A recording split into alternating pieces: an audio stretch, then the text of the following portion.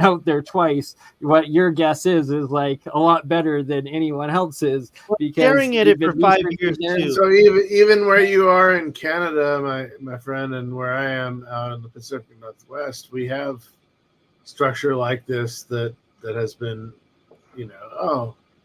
it's water damage. No, it's electrical damage. Yeah. I don't want to bet my life of anything. I just want to report what I see. Well, Graham Hancock says I'm a journalist. Well, Julia, what? Here's another aspect, though. These changes of the if there was a big flood everywhere and you have a plasma event, it would kind of like charge the water and kind of look like the electric universe theory of like the Thunderbolts project. There's Vilskovsky. Yeah, those guys are so boring. I really don't want to be a big fan. But the thing is like they're all trying to give they're finding evidence of it coming from like out in the galaxy or the solar system, whatever the heck, but it's electroplasma events of some sort at some time that I get out of it that could have caused it originally, right? And that in these different ages of the sun or whatever these shifts are, who knows? It's fascinating what could actually be the reality of the real history from what modern science tries to tell us. But yeah, sorry to interrupt. Give us I think that one thing that kind of supports two things is this big Adrar Plateau. Everything you see that's red is about 2,000 feet above sea level. The Rashat, that's actually down at 13. The yellow, the green, 1276. So it's concave. It's a bowl. It's carved out of there. And what actually could have removed all that content? If you had an electrical event, maybe it kind of turned it, how it turned it into magma, maybe. But if it's in a so-called dome incline, like they say, and they say, well, that's not related to volcano, that's tectonic. That's what are you talking about? The tectonic is movement of plates. Yeah, so the red part is a very thick layer. I guess it's sandstone, but it's like slate. When you drive up the mountain to get up to the top, you see all that. It's like a billion pyramids. That's definitely going to be some type of a conductor or attractant to an electrical event. It's in the middle of all that sand and there's nothing else. I don't know. Maybe it's even the squatting man event. This is ancient demigod technology, and it's like built on a galactic scale, essentially. Like what if anybody's ever looked into Cydonia of Mars and like all the matching ancient mountain pyramids out there, and then with Samir Osmanovich's unbelievably like great research over the last 20 years, and to the point where they've been able to measure, track, image, and show that the pyramid of the sun literally has an energy beam coming out of it that follows and tracks along with the sun each day. That's, and then that when they found Chichen Itza, when they found Teotihuacan, they were covered in like both what's that crystal? It was mica, which is like a vitrification insulator. And where they were mining it was 1,000 miles to the south. Yeah, right. So it's like they had these layers of them, and then they're told that they were also covered on top of that with like gold and silver, like layers of metal, like literal layers of. So just a weird quick point of reference. We're showing all this here. So exactly. Cairo, Egypt is known from Al Qaira, which means Mars. So Cairo is Mars. And so on Mars, we have Cydonia, and Cydonia is the area around Cairo that makes up Giza and goes all the way out into the eastern desert and partially into the western desert. Yeah, so I've been looking at Cydonia on Mars. So anyway, just connect. Just look at how clear the 1976 image is compared to what they show us now. Right? Yeah, white. But yeah, this was supposed to be the Pentagon. Actually, I'm wrong. That I made a mistake. But anyways, the Pentagon is right there in that little picture, And then this little thing, you can't even see what the hell's going on. But I don't know if you remember, like I do, because we were waiting and waiting for the new scans of this face on Mars. And I think it was 1992. We finally got to see it. Yeah, they showed us the cat box, and it was like they 4 showed us images. How old are you, Hans? You remember? Oh, I'm well aware of this stuff. It's like I'm old, my friend. Okay, so you had to wait like 12 years between like the first time when it gave you this clear image of the impossible face, and then like the supposed next one 12 years later for the. It was a cat box, like you just said. But it's like they were laughing at us. I'm not buying it. I'm not buying it. Here's the thing: the technology was exponentially better by a decade, yet the image quality they gave and delivered was exponentially degraded by 2 to 3 like levels of technology. It was like they were blatantly lying to us, and you know how it is when Devon you hear all Island. Devon Island. Which one island? They did it Which intentionally. one? Yeah. Devon Island. Like that's where it's like they go and practice. Like NASA's like, oh, we just send our rovers there at Devon Island, but people have found up in the what they tell us is Mars. What they tell us is Mars is actually Devon Island, Canada. Oh, really? Yeah, but then they admit that they admit that they go there and they train there, but they won't admit that that's what they're. They distract you with some things that are true, some things that are not true. Yeah. So Devon Island is the largest uninhabited island in the world, and it's in the largest northernmost island of Canada, and it is also where NASA officially does its like rover and if you look at testing, side-by-side like pictures of testing, but where is it? Where's Devon Island? It's way up in the Nordic. The giant one at the most north of Canada, and that it also I've done an episode with shout out to Shem Jacobs, who was on here earlier, but it took too long to get going. He had to leave. But with him and Elkman, where Elkman showed an ancient map of an area of Devon Island called Pyramid Bay, and then live on this episode, I looked up some images, and boom, there's several mountain pyramids on Devon Island. And that the whole bay areas and canals, there's giant terraformed canals and pyramids all throughout this area of Devon Island, literally Canada's most remember a pyramid. But there's some people that have done some pretty big research. Coming to a pinnacle, all the pyramids in South America don't come to pinnacles. Even the ones in Peru. There's some great research that will show things that are on Devon Island and then show previous photos that they claim were Mars photos. What the hell is this? What's going on there? Is that a cave? Right? Like there's just so much ridiculous. Well, I want to see. I want to hurry through these. There's 20 of them. I can't help myself. I just can't stop.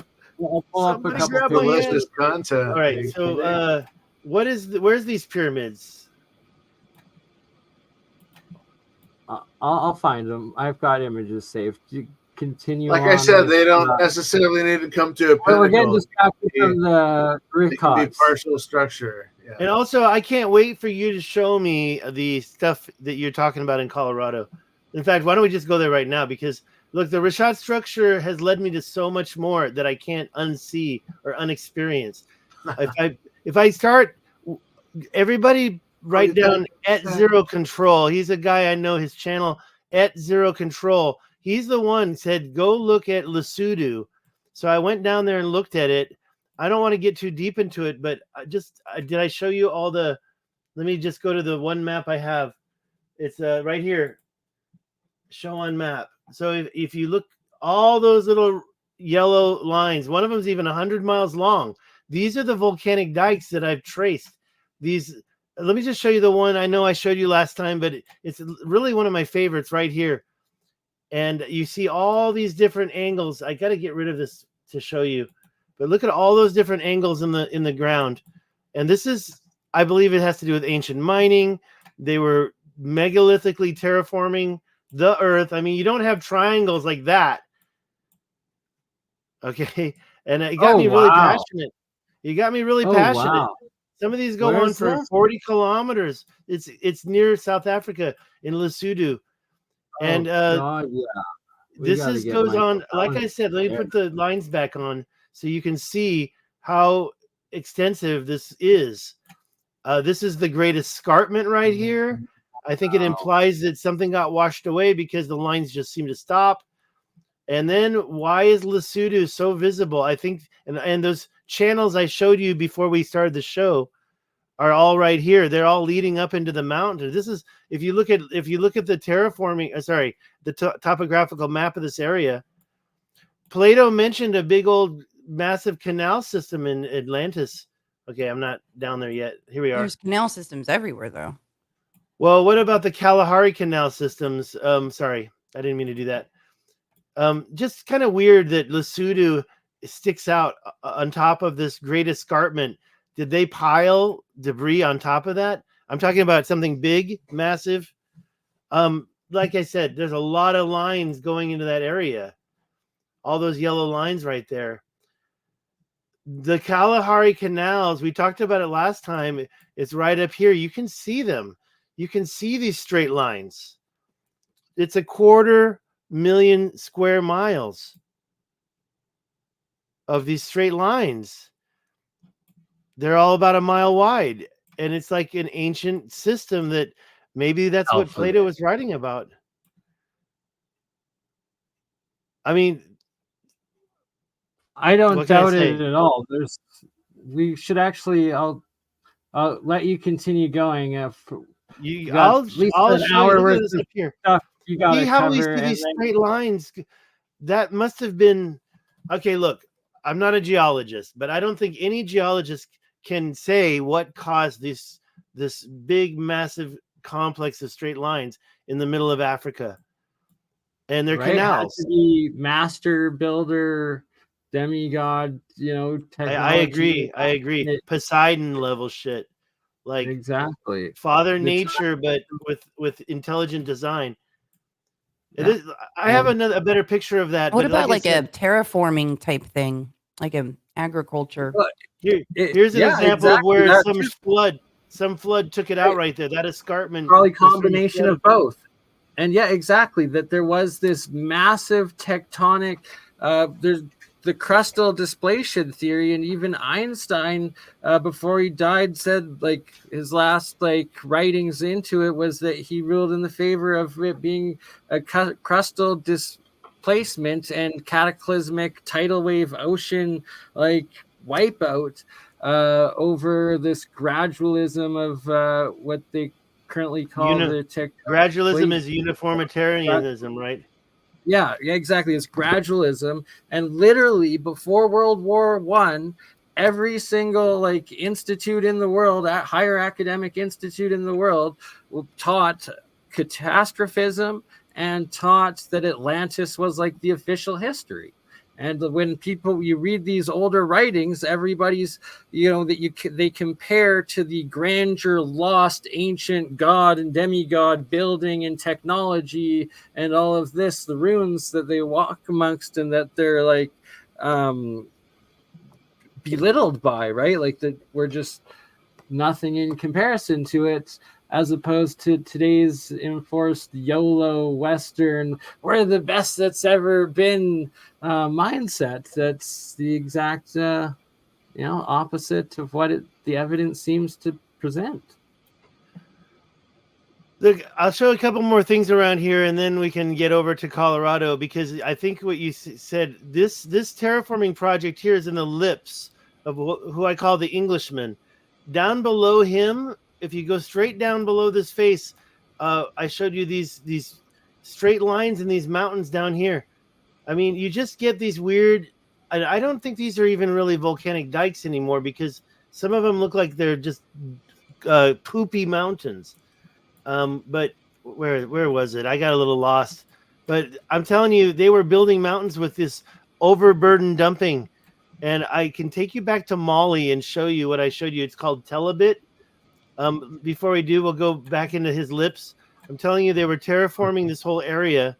This is just one project, and it's not just that line. You see this here, but you also see, let me just zoom in out so you know where we're talking about. Looks like a face. That's the nose. That's the chin. These are the lips. It's called Tibesti Mountains. And this type of project, it's got several different time events, but you can see that they did something to the ground. I mean, it's like they melted it or something. So when you look at the Canyonlands in Utah or the Colorado River and you say that was natural, well, somebody had the power to really terraform this planet. And I don't know what happened here, but it goes all up into the mountains. You start to notice that even up in this mountain here, you start to see the lines are these 90-degree cuts, 45-degree angles, 90 degrees. It's like somebody was working this whole thing. And there's several projects. Over here, you see more of these, I think you could call these volcanic dikes. That's what a geologist would call them, these lines. But which came first, that or the terraformed stuff underneath it that you can see like right here? Like which was first? I kind of feel like maybe these lines came second. Like somebody said, we need to control this water. So they're like, they don't want to make a proper dam. So they just put debris in a nice straight line. And if you don't believe me, I'm going to show you one more thing and then I'll shut my mouth for a bit. But let's go back out. You can see this is Chad. I'm sorry, that's Niger. Sorry, Niger. And I think that all those are fake. But over here, the area in Mali has this thing called telebit. I think this is the smoking gun. I think this is a smoking gun because you literally see 100 lines side by side here. And you get the occasional one going across the top like that. You get the cross hatching. Look at this one. If you get in there, they're 60 feet wide. And you can see pictures of this by clicking on the layers and going to photos. Unfortunately, there's none right here, but down south a little bit, we start to see some photos. And you can see what these mountains look like. They're just basically piles of rocks. And it looks like, I bet you if you dug underneath there, you'd find sand again. Like literally, this is so massive and so large. I know I sound crazy even talking about it. I told you I wrote these 2 books, but I'm going to write another book called The Mountain Builders. I'm going to put all this in the same book, The Mountain Builders. And there's different projects, different layers. This one right here is like they just dumped rocks. But in Colorado, they were creating volcanic dikes. Somehow they've got technology that created these big walls. I can get into that later. So Mali, yeah, you get in and take a look at the photographs of these areas, and you just see piles of rocks. These so-called straight line mountains. It'll go back in one more time. There's a circular dike here. Telebit is here. I like the one. That's the one I just showed you. These straight lines. I mean, they were building mountains out of their debris, out of the overburden dumping. Remember, Mansa Musa inherited the gold. Who did all the mining? Look at this part right here. It looks like total cross hatching. Like you can see the things going left and right, but you can also see them going up and down. It's just, to me, it's the big smoking gun that proves that could be 1 million years old. I don't know. It doesn't look 1 million years old because we know the Sahara was green twice in the last 15,000 years. So I don't know. I mean, I just know that somebody was working this planet. Oh, yeah, it gets crazier and crazier up here in the Algeria, Libya. But I promised I'd shut up for a second. So no, keep going. Okay, I'm going to zoom into Planetary Valley, Libya. I've shown this a lot, so a lot of people may have seen me show Planetary Valley. When you zoom in here, have you ever been in a machine shop where they're welding metal and you get those spherals all over the floor? I think that's what we're looking at here. I'm going to turn it this way because I feel like we're in those are actually EVOs, exotic vacuum objects. Have you ever looked into like mineral rights, like of like what's rich over there, the uranium deposit? Like, do you ever look into what the resources are in that area? Gold, iron, in Mauritania, iron. I think that there's all sorts of metals. These are called concretions. But the ones in Peru this is a lake. I don't know where the hell that lake is. I didn't see any lake. And it's missing the good one. Where the hell is that good one at? Hold on, I got it right here. It's right here. This one was in somebody's somebody had posted a photo in there. I mean, that's almost like a perfect sphere in my position, my opinion. That's Sorry. there. That's it's supposed to be. I could be wrong. It could be. I don't have evidence. I didn't see it personally. Okay. But yeah, these things are. This is called Planetary Valley, and I think that, like, people say that it's this and it's that, but I think that when you look at the fact that these to me look like overburden dumping, maybe they are like some type of a welding thing. I don't really want to talk about how it happened because I can't prove it. But what I can say is, if this is an overburden dump, the ones down in a modern day mine are about 22 feet wide from a dump truck. This is 200 foot wide, and that's just one of them. And there's some that are twice as big. So, and by the way, if you say, well, where did all that come from? Well, I think it came from right next door in Algeria. This is, and I know I already showed you this last time we talked, Bernie, but this one right here, let me get north. I don't know where I'm at. This whole area. This is you would actually show this again. It's so happy.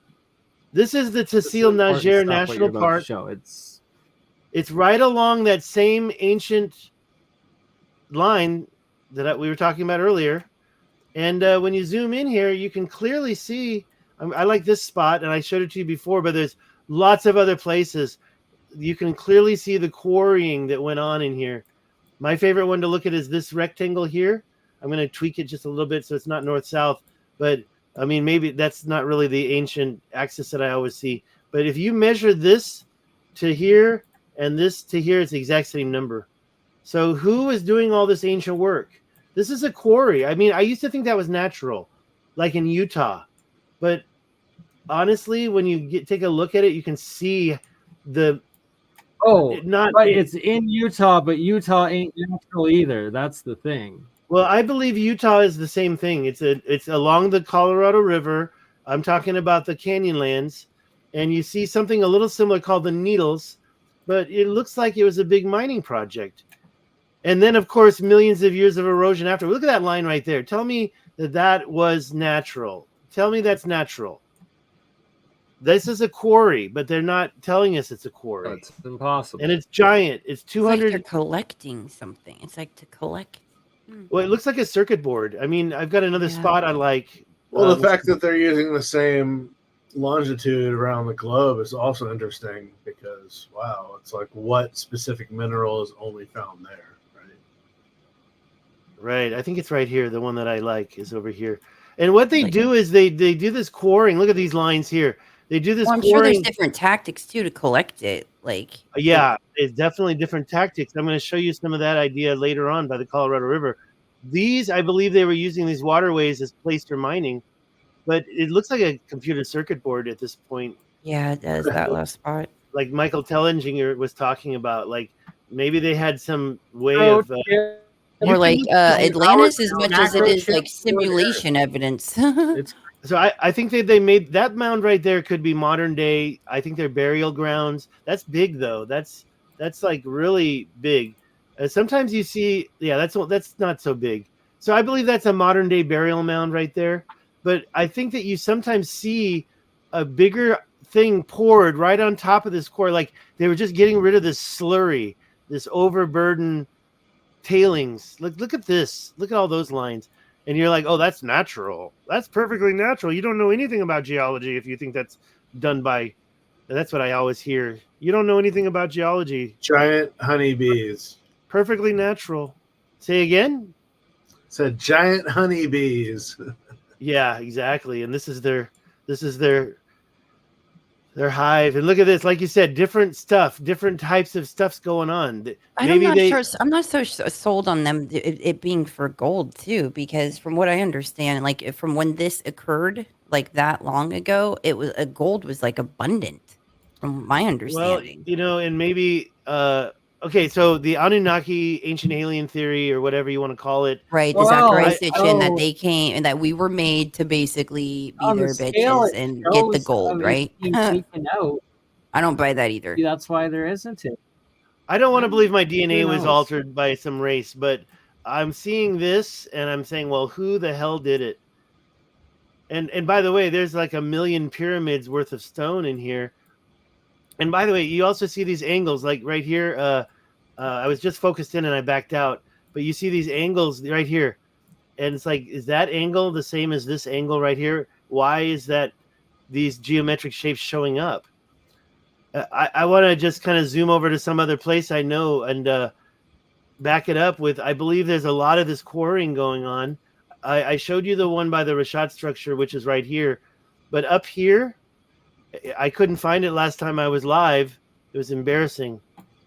Wait a minute. Now I'm lost again. Hold on. Oh, that's over here. Sorry. This is in Algeria again. And what you start to see are these weird, this is called erg check. I don't know what erg means, but you see that looks like these angles, these walls. These are walls. This junction right here, that's not natural. And when you look inside there, you start to see these things that have, okay, I lost again. I always get lost here. I think it's right here though. Let's go over here. I think it's right here. You start to see these geometric cuts in the plateaus. I can't find it. Not prepared. I swear it's right here though. I'm going to find it for you later. I'll show you again. But you get these geometric cuts. And I know I'm sounding crazy. But who made these walls? And what, I mean, these walls are like, how does that happen in nature? It's got, I hate to say it, it looks like a nipple right there. There's an arc. Then you go over, you have this other structure, and then another arc, and then another arc up here, arc after arc after arc. Are these, okay, now sorry, I'm not showing you some important stuff. This one right here, I think this is one of the more beautiful ones. I believe this is what I'm talking about, this geometric quarrying. Now, they say in Canyonlands, oh, it's perfectly natural to have parallel lines form on a plateau and then suddenly decay into the needles. Well, this has more than just two sets of parallel lines. This is, you see this one right here, one, and then you can see this other one kind of going across it, and then you see one going up and down. There's 3 different directions here. I like this one up here. You can totally see, like, I was even thinking maybe this is modern day. Like, I would be willing to, if somebody said, oh, that was when Algeria went and they did something back in last century, I'd say, okay, I'll accept that. But this is vast. There's like this, there's like that all over the world, even in throughout the U.S. in like Arizona, New Mexico, Colorado, Utah, and Nevada. There's stuff like that. Let's go, man. Let's go, because I have some stuff I want to show you, and I want to see what you are going to show me. So when you zoom into Arizona here, you can see the Grand Canyon right about there. And the one that I'm always checking out is here. This is, I always get lost because there's some similar shapes. But I really think that this is a good example. Like this mound here, it's just a little bit too convenient. It's like got the little saddle between it. I just feel, and then over here on the sides of it, you've got all the geometric, you've got the geometric stuff going on. I do have this marked. Let me see if I can find it in these plateaus right here. Yes, but here's the one thing about that. So I just demarcated a bunch of quarries, but they're not the highest point. So as we zoom in again, take a look. Down here where I've got all this stuff marked, that's 4,800 feet, but there's a higher level up here. So they're not up there doing the quarrying at the top. They're down here doing the quarrying. Wow. Let's go take a look at one of them. This one was kind of weird. I found these recently here. All these cuts. And I know that a lot of it does look natural, but it's just a little too convenient when I see some that are not as natural. Like here. It feel like this whole area was being worked, and they must have had like a big, huge skill saw, and they were chopping up this I don't know. I know I sound crazy, but honestly, these straight lines, some of them are very geometric. I'm looking for the good one. Hold on. Let me back out and find the good. And then this thing, that thing to me is like some kind of a dump right on top of everything. When you see that different color over here, it doesn't look like a mountain anymore. You've got this this stuff going on over here. The good ones, I'll never find them live, right? I got some really good ones Like this one is pretty good. And you can see it's more than just parallel lines. It gets to the point where you see 3 different lines. This one is just 2 different directions. But when you start to see triangles, then you know you've got a 3rd direction going on. Is that anything that you've been looking at, Bernie? What happened to Bernie? That is actually new to me. Keep going a little bit. I'm getting together before we get into my stuff. Why don't we take Hans? Do you want to give? Can I give it? Can I hand over the screen? Can you open up your screen, Hans? Because I need to take a break. For what? Sorry. For showing us what you. I was hoping you could show us some stuff on the map in Nepal. Some Nepal stuff on it. Oh my God! I don't have my Google. Well, we can go to. I can go to Nepal. Yeah, you're the best at operating the Google or Stig. But all right, I'm going to share my background again. Where's the share? Hans will be the captain, and. Well, how about we zoom into Nepal again and you show us? So, yeah, I think that all those red lines, I know that a lot of the stuff I just showed you wasn't so impressive. But if you go up the Colorado River all the way up to Utah. Are you? We're not seeing if you're trying to share something. Oh, are you presenting? Oh, I didn't present. Sorry. Yes, I apologize. All right. Anyways, I think I presented, right? There it is. Yeah, now we're good. Tell us about Nepal. So it's the size of California, basically. There's 42 different tribal groups with their own languages. And you have everything from the plains of India, which are, a couple 100 to 1,000 feet, to the world's tallest mountain sandwiched right there in the smallest of fingers of South Asia. You were born there? No, I lived there from the age of 4 until I graduated from high school. So where's the city? Because I was looking for. Is that Butwa? Kathmandu. No. Kathmandu. Okay, there it is. Right there. Yep. Bingo. So Kathmandu is at like 4,500 feet. It's massive now. There's 600 million people that live there, something like this. Wow, 600 million. That sounds like a lot. That's the almost 6 million. Sorry, something like that. Is this your high school? No, that's actually downtown. That's the sports arena. If you zoom in south of that, hold on, go down. Yep, zoom in. No, left, up, left, right there where that green area is. No, back down. No, that green area. Is that water? So no, that's. It looks like a boat right there. Go back out. It could be. A lot of them do have these ancient terraform. Look for Robbie Bowen, Rabibawan. That right there. That actually could be it.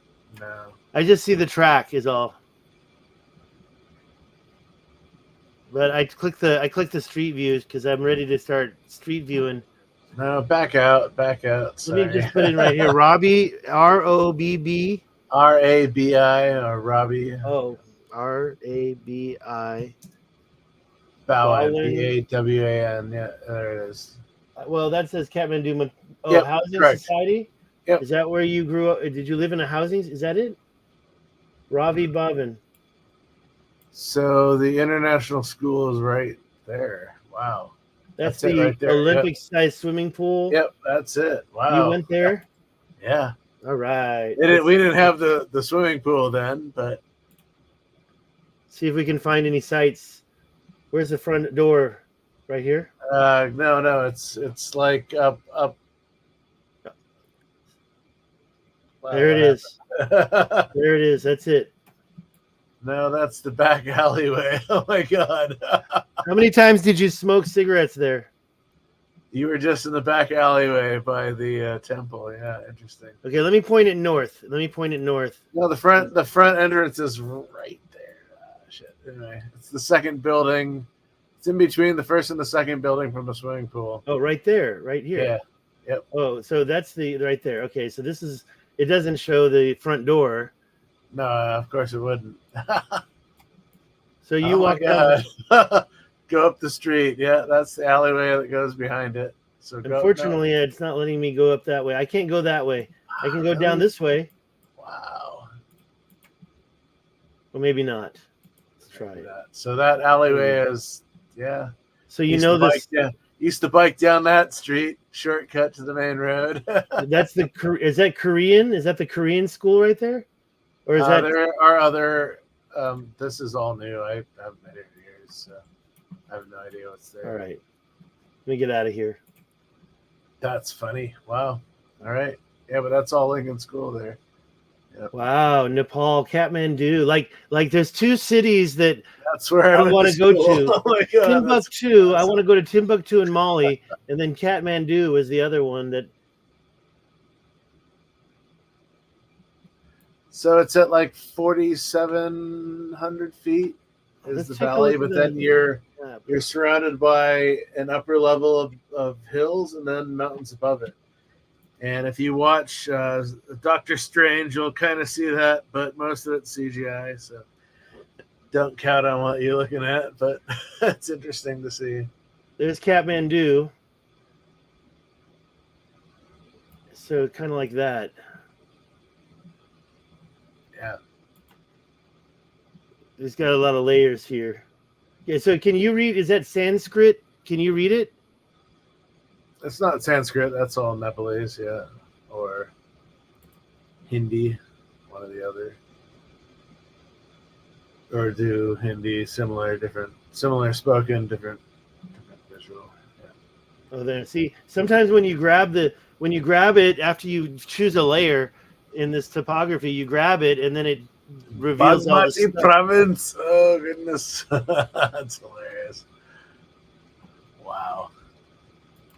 Look at that. Look at that number right there. Anything that's white is like 28,000 feet. Oh, you're literally the width of California. You have every trophic level you could imagine going to the highest mountain. All the way down. Yeah, look at that. In Nepal. So, and 42 different cultural groups. So Pokhara is a lake that was formed very quickly. The mountains collapsed and broke apart and formed this lake called Feywatal. There's cave systems all over it. Pokhara, where you are. Yeah. There it is. At least I saw that word you just said. Yeah. Feywatal. Right there. Feywatal. And then it drains out into Devi's cave. Devi was a tourist who drowned. She got swept into the cave system. What? Where's she from? Caves that go under the lake, and they don't open the system very often, but they will. And my friends and I on spring break went down there and paid a bunch of guides to take us all the way up underneath. So you're looking up at the waterfall that comes down from Feywatal, Davies Falls, they call it. I can't find it right now. Where's that lake at? There's Kathmandu. So there's a river. Yep, keep going keep going west west. Yeah, keep going west. You'll find it. I don't know. I think I got lost. Go up. No, you got it. I had it? Yeah, go up. It's right in that area. Yeah. It's right up here? Oh, No. Shit. Oh, there's a lot of them. Here, let me look at this. It's called Pokhara. Look for Pokhara. Yeah, there it is. You're right there. Yeah, Pokhara. Oh, okay. So there's Pokhara. There's Kathmandu. All right, let's try. So that's by crow flies like 200 kilometers, 300 kilometers. It's the distance from Portland to Seattle, but it's a 9-hour drive. Well, yeah, and I once, so California, the size of California, it's going to be even longer to go across. I mean, I don't see any roads. Like, you must have like the smallest roads, and they're one lane, and you're passing these Tata semi trucks that often fall over, or it's kind of crazy, man. It's one of the most as you can see, insane terrains you'll ever see in your life. Because the Indian plateau is pushing up into the Himalayas like daily. I was going to look at that lake. There were two earthquakes back to back. So yeah. Oh, weird. You're backward. Flip it the other way around. I'm backwards. No wonder. Yeah. No wonder I couldn't find it. There we go. Now the lake is going to be okay. So better, yeah. So that line, the lake is like right here. There it is. See, and now I found it. Bingo. Sheesh. Yeah. Don't. So toward the bottom of the lake, if you go down here, is Devi's Falls. Yeah, there's Fewa Dam. Keep going down. Yeah. The river. It ends up at Devi's Falls eventually. Looks like it's a power. Do they create power there? Is that a power? Yeah, they do now. Yeah, correct. That's why they opened the dam. But there's a cave system that's all underneath that. I mean, that's a deep, deep crevasse right there. So the legend is, obviously, the mountain collapsed into a body of water and created this deep water lake. And there's caves underneath the whole thing. It's crazy. Yeah, it's amazing when you get in there. My dad used to live in Pokhara. This is so you probably stood right there. Homesick all of a sudden. Sorry. They even have their sign, Pokhara. There you go. Boom. Yeah. It's just like Hollywood. So that's where you get on the raft to go across to the Fishtail Lodge is right there. So you're on a pole raft that they take you across. That's the Fishtail Lodge right there. Oh, this is. You remember this? You're killing me here, dude. Well, yeah. You just got to get back out there. Maybe you can do some tours. I miss Nepal a lot. It's changed so much. What is that? A lot of what airports? You see here on Lakeside did not exist when I lived there. Why do they have another? They have another airport. What? Yeah, what's up with that? They got They were gonna put an international airport, but that's not a long. That's got to be it right there. Then that must be. Wow. The one in Pokhara. What is it? So the Dusit Thani Fulbari Hotel is near there, and I did a bunch of graphic design work for their opening. No, near that other airport. Oh, okay. It's called the Fulbari, Fulbari. It's probably that piece of land to the right. To the other direction, yeah. That there, weird. All right, maybe not. No straight roads in this town. Oh God, no! There's no straight roads in Nepal. Period. But the most amazing view. Oh my God! Yeah. Is that what's that mountain up there? So that's the whole Annapurna range. So you have the Fishtail, which is Machaputri, Annapurna 7, 6, and then the rest of the Annapurna range. Most of the Annapurna range has never been climbed, not for a lack of trying. They're just sacred. They're sacred mountains, and the villagers and your porters will push you off the trail and kill you. Why? What? Oh, because the mountains are sacred. They don't want people climbing them. So most of Annapurna has never been climbed. Interesting. Yeah, no, and I've never really Google Earthed over here. There's a lot of places I don't touch, and this is one of them. And can you imagine being up in the mountains, just walking This around? land changes so quickly and rapidly. The question is, how old is it? Oh, it's millions of years old, but I don't think it is. I think it happened very quickly, like the Dolomites in Italy and Patagonia. There are all these like quick formation isostases. Hancock talks about this. Randall talks about this. If you're going to remove a ton, 2 miles of ice, hundreds of thousands of miles of 2 mile ice in a week or less, you're going to have a ripple effect on the rest of the planet. And so a lot of this is thought to be isostases situations. Where's this? Sorry. What do you think they're growing there? Where is this? It's in the mountains, and maybe it's in a different country already. It's upside down again. I don't know. I just thought that was a very cool because I can't. You know what I'm seeing there is it's all rice paddies mostly, millet. That rice. looks like there's no water. Rice paddies is in a water pool, right? Yeah, you have water going through there. That's a river going through there. It looks like Alice in Wonderland. If you zoom in on that, that's actually a river going through there. It's pretty big. Yeah, you can see. Is that the water? No, up near the village to the right. Right in here? Yeah, that area. Yep. Right in there. Well, it must be. That's very interesting. It feels like when I see this, I just don't know what I'm looking at. It's all upside down and gigantic. Yeah, these are all rice paddies and probably trees. A lot of trees. So they grow pear, apples, Marfa apples all come out of Washington State. My dad and the Peace Corps helped bring the Marfa apple seeds to this area, and they grow pear and what's the other one? Apricot. Yeah. And so they'll make brandy out of this or preserves because they don't have electricity, so they're growing this. So they make it into alcohol. It's like apple schnapps or pear schnapps. They don't have any electricity in the houses out there? A lot of it's solar now, but it didn't used to be. Yeah. Right. Or micro hydro. That's what I'm saying. There's definitely water going through that valley. And so they will harness that water to create electricity.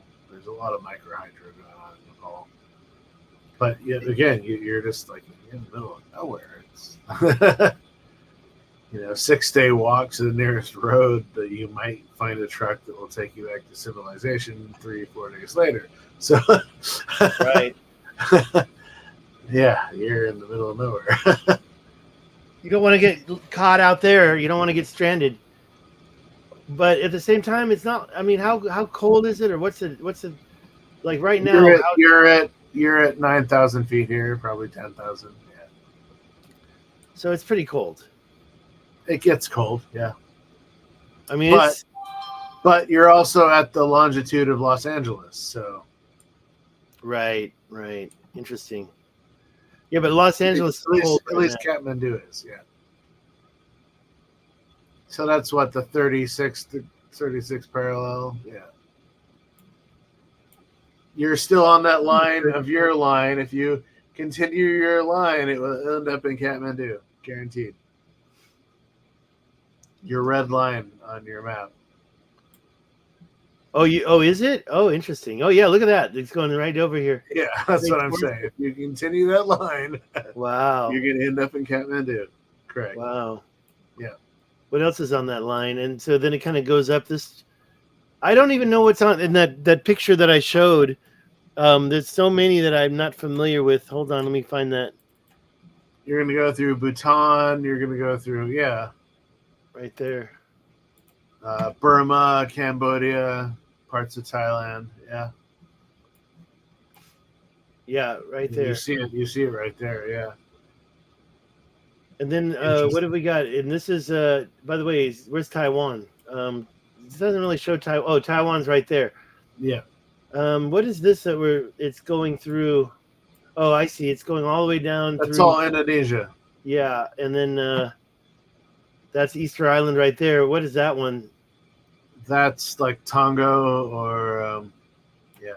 It's not New Zealand, but it could be actually. Okay, so we got it. Where's Easter Island? There. So it's right before Easter Island.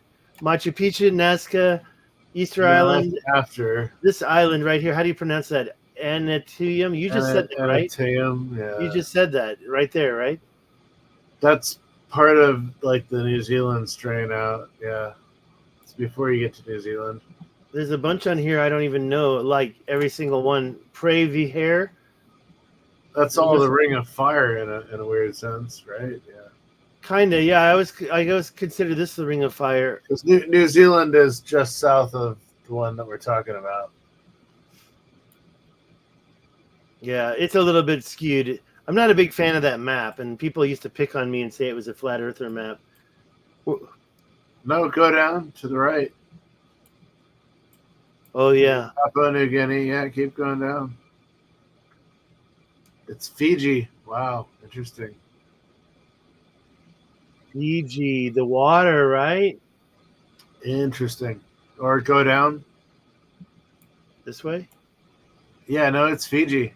Check out Nan Madol and the or whatever that is. Yeah, New Not this one, Tuvalu. It could be New Caledonia. There's so many I think it's Fiji. Like the corners of what on the ancient map stated were Lemuria, there's these Macronesian, Polynesian islands. It's New Caledonia, actually. Yeah. They're insane. What they actually are. Could be Fiji, but I think it's New Caledonia. Christmas Island, aka Easter Island. I wonder, is it called Easter Island / Christmas right there. Island? That's Easter Island right there. Not that. What does that say? Mangaroa. Oh, it's not Naparua. Yeah, okay. Look at all that looks like Easter Island. Yeah, it is. You're right. It is Easter Island. Easter Island, yeah. Look at it. Giant triangle. I always got fixated over bet here. You the alignments have to do a big thing with why they call it Easter Island or Christmas Island. That's right around the solstice and the equinox, that they want you to be there to see what happens on the pyramids. And there's supposed a pyramid carved into one of the quote-unquote volcanoes of Easter Island. Like there's pyramids on Easter Island. Right. There's this one little thing here. I always... I guess it's right there. Let me see if I can get the blue dot. Like right here. And you see these tunnels. Maybe it's that one right there. It's like, where do those tunnels go? It looks like it's an underground. Okay, so that one's not full of water. But they could have been full of water a long time ago. Though. And there's another one that... We have these in the Columbia Gorge in the waterfalls. Right here. There's caves that go way, way, way up. I'm kind of curious about this one right here. Blazies up there, but you know. I mean, what the heck's that? That looks like it's look at that. That is 100% artificial master built. Look at that. That is wow. That is an aquifer entrance. Where is this? Sorry. No, this is Easter Island. I happen to know it, so I decided to show it. Easter Island. What? Let me just back up. Wow.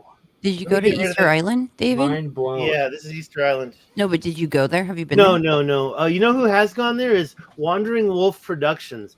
He's got a lot of megalithic stones in North America. Exactly, Michael. Michael Collins, right? I'm trying to turn this off. Hold on. I'm doing the wrong thing. Yeah, I met him. He came out here, and we were all at CPAC together. I wish I could have hung out a little more. Wait, let's turn this off. There, turn those off. Yeah, so... let me zoom out a little bit. First, let's go north so we know which way we're zooming out. So this is on the western side. That's that thing we were just looking at. And there's a bunch of hotels right here and the airport. And they got so many calderas on this island, like that. And this one is like a total volcano full of water or something. I don't know what's going on in there. It looks like it's geyser.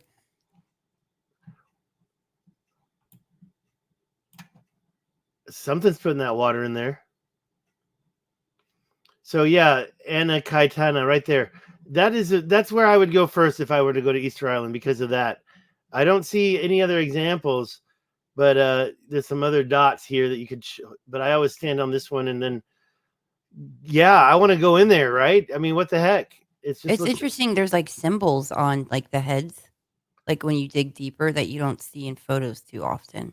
Yeah, it shows the amount of dirt that has moved on that island and how old they are, right? Anyways, yeah, it looks like it's just a river going right in. I mean, I don't know if you can get a boat in there, not with those rocks, but time passes and things get. But that does look symmetrical and, like you said, way too symmetrical of an arch and a straight out canal, like either a secret modern day built like submarine base, which I highly doubt, or ancient as F and part of the macro terraforming that this place probably is. And it is super interesting that it's near the airport. I would also want to go there. Kayak out there. Oh. Yeah. Good point. I like this line of trees. Talking about the Rongo language. The what? The Rongo mystery is absolutely crazy. Rongo, that's their pictographic language that they've now found on all of the heads on the bodies. When you dig them out, there's this ancient inscribed Rongo pictographic language. Complete language. They're like, oh, they weren't advanced. They had nothing. No, super ancient, super old, super advanced. Right. That's like what we were talking earlier about the. Isn't it similar to the Indus Valley language? It's the same one as in the Indus Valley. You got it, 100%. It's almost identical. Like we were talking about this symbol found underneath the water in Yonaguni earlier, and it's actually Vinken. It's actually what? Vinken? Really? Romanian or ancient. So I'm looking for one that's taking it off one of the Maoris. So they just basically they carved. Is this it? The Rongo, the second mystery of Easter Island in Chile. Yeah, that's the Rongo pictographic language. And it's the same that's in the Indus Valley. That's neither have supposedly been deciphered very similar, by modern. Yeah. This is why decoding the ancient language is so important, and the AI can help with that. It is, and there's major breakthroughs happening and coming, and you're so bang on with that, Julia. And that there was a prophecy by one of the Easter Island elders or shamans or something about in the future the language would be verified and by set humanity's official history or something like that. But that's currently in, I think, maybe Wikipedia, but academic, officially, they don't even accept it as a real language, and they're trying to claim it's fake and forged, and that it was just carved on by the inhabitants of the time of colonization, and that there was no evidence prior to that time of wood being brought by global trade. Only for now, when we started to dig out the Easter Island heads, the entire bodies are covered with the exact same pictographic Rongo language, proving undeniably, right?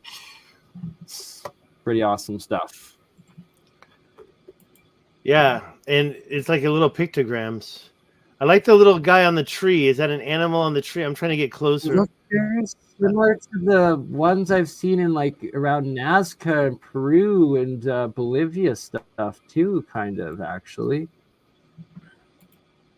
There they are. This is what I want right there.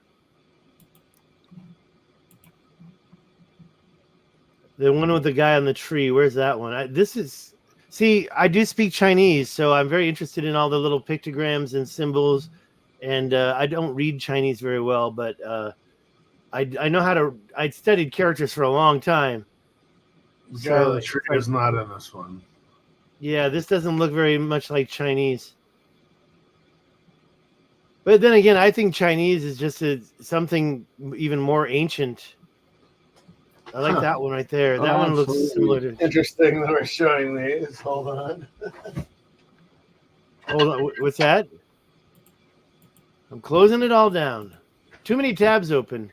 Yeah, that guy on the tree right there. That's an interesting one. It looks that looks so weird.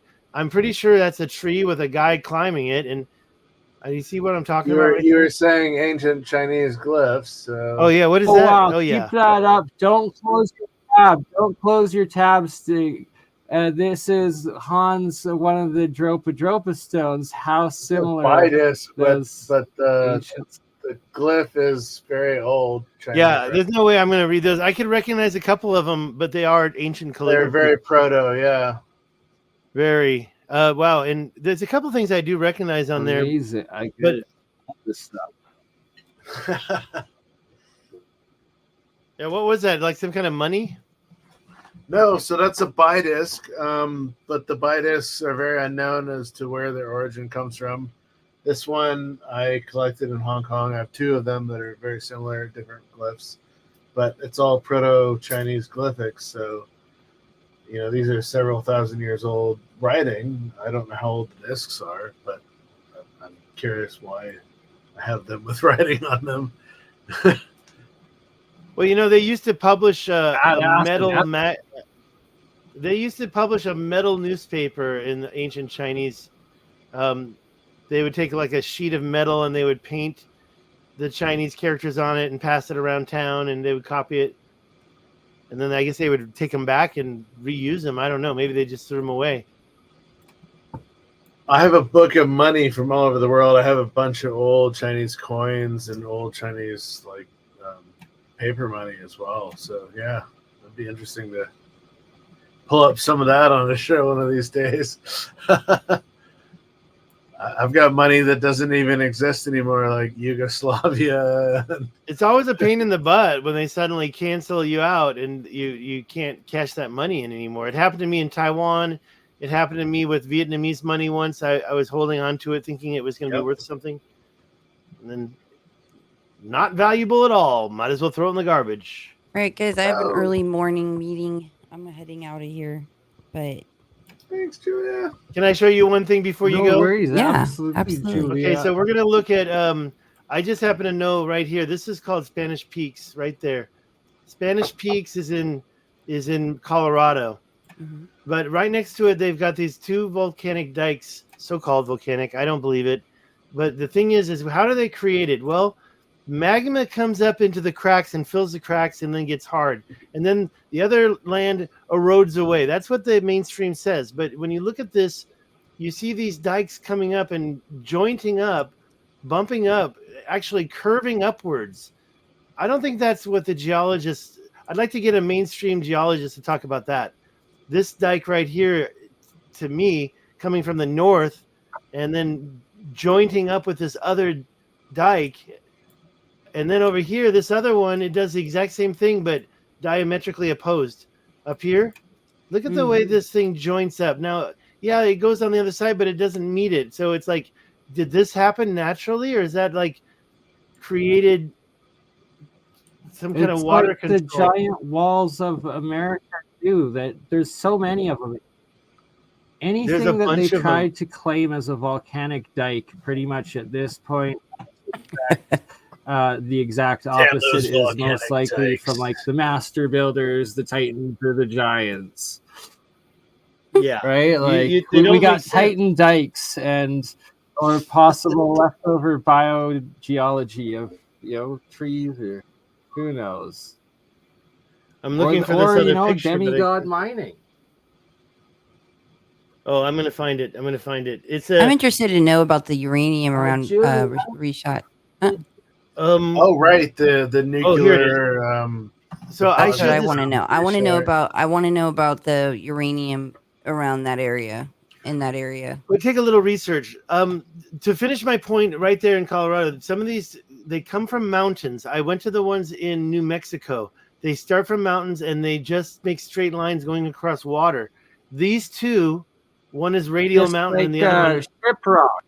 Right? Shiprock is right along the same path. So you've got basically they're controlling the Shiprock's down here. And Shiprock interlock. Let me put in the lines.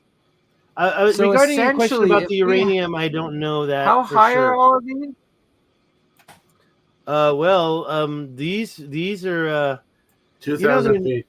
The mountains are sitting there, and you can drive around the mountains, but down below it's just floodplains, just like out here, right? So, I mean, we can get into the exactly. So you could flood those and essentially turn this air desert stuff into like a paradise, like water cities, water. Well, I'll also have like theories of like there's irrigated lakes, inland seas, and habitability. Well, you can see it's 14,000 feet, and then down below in the floodplain, it's about 6,000 feet. It to me, it just disturbs, it boggles the mind. Julia, I was going to try to show you a whole line of them. The ones down in okay, first of all, you mentioned Shiprock, so let's go there. It's right over here on the corner near Four Corners, which is right there. I never went to Four Corners. I'm not interested in man-made modern day lines, but when you talk about the Shiprock and these long, I mean, a lot of people just say, "Oh, that's natural." I don't think so anymore. I don't think so. These are volcanic dikes just like the others, and they look like they're put there in a symmetric way.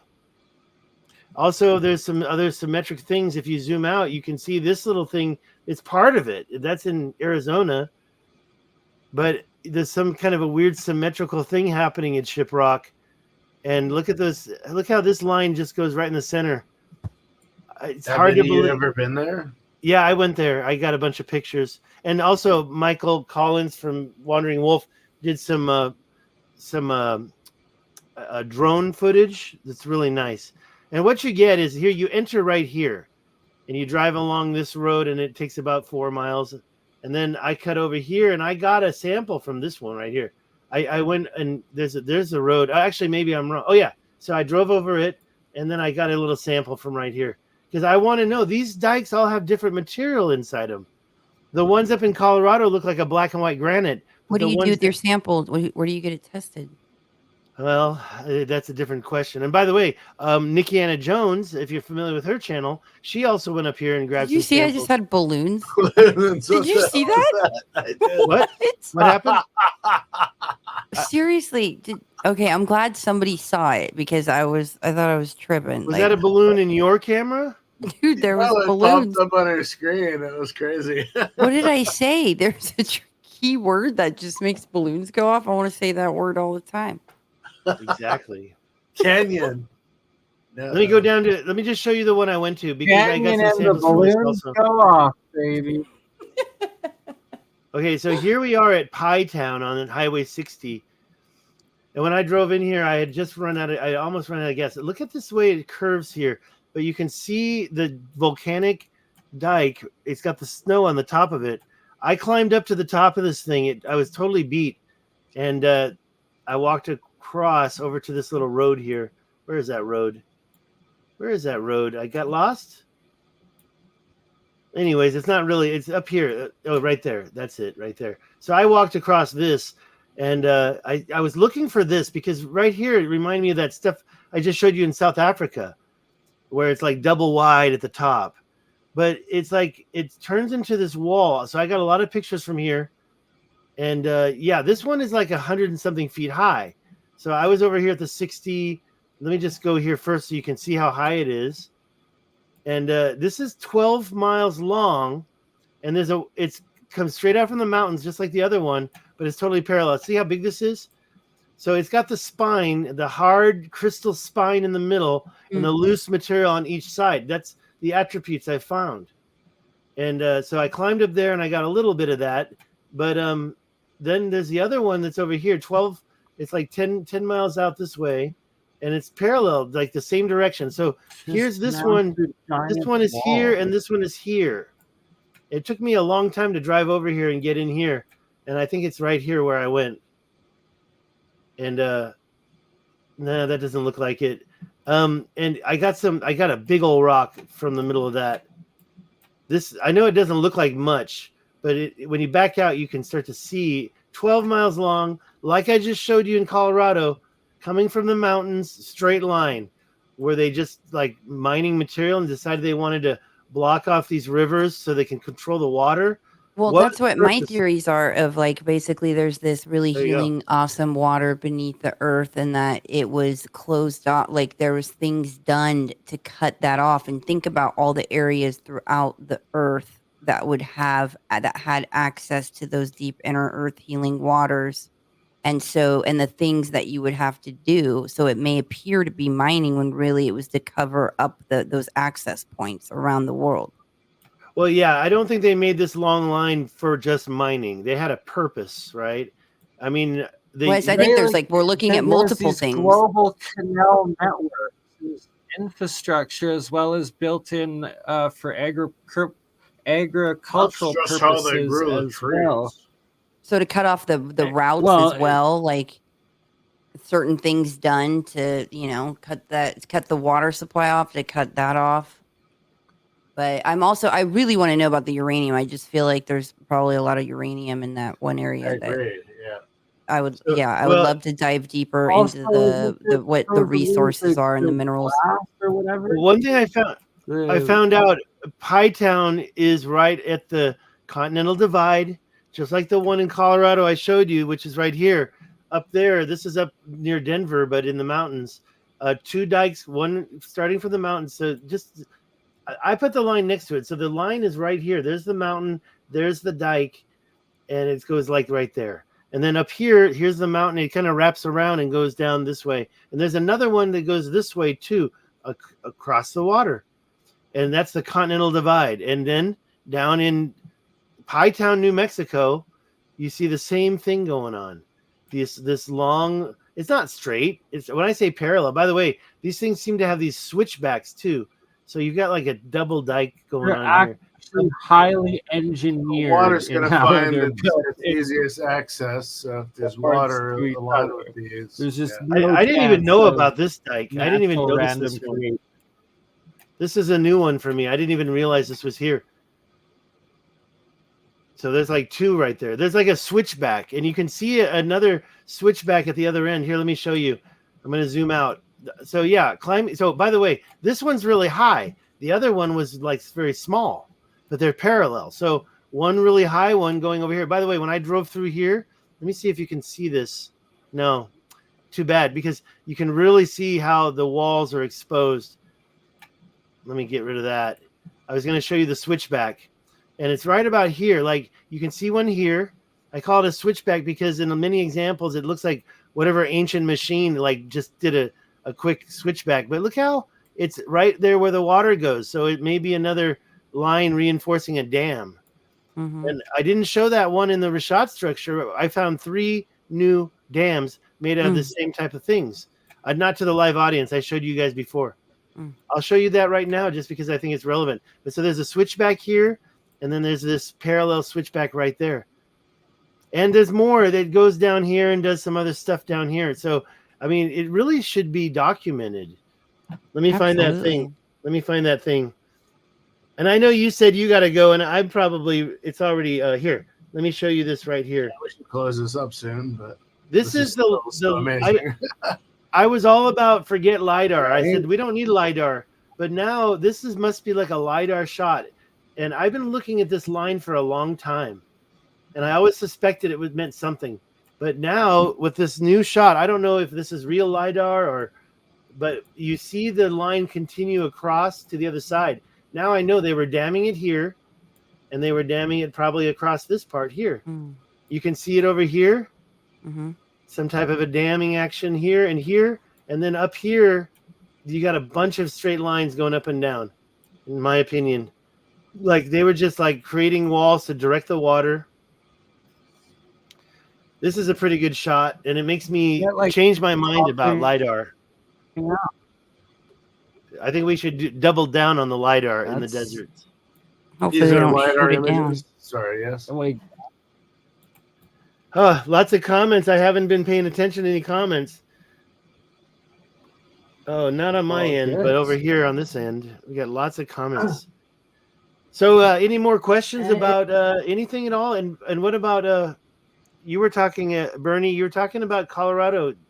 I want to see that. Is there any chance we can look at it right now?